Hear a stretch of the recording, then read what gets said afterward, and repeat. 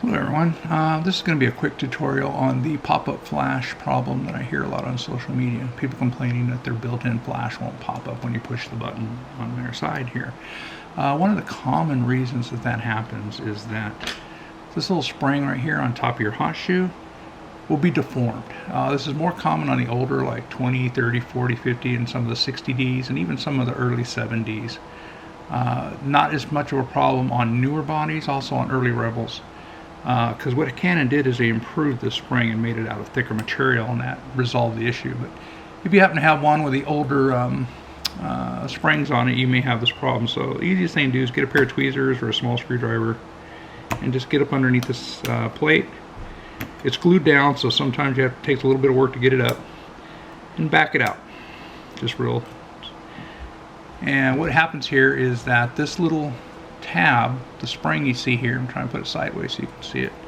This little spring, especially on the older ones, will get deformed because the material is very lightweight. So what you want to do is take your tweezers and bend this back up and reshape it so that it's not sitting on top of this little pin that resides under the hot shoe here. Right there, you can see it.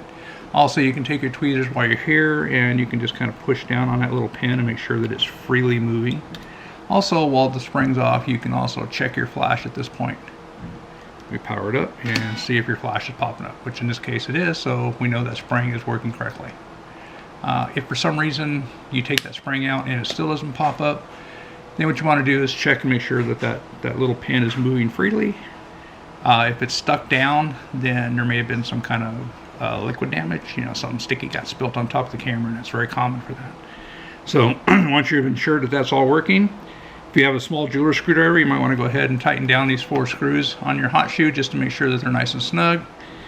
And then go ahead and take your spring and pop it right back on.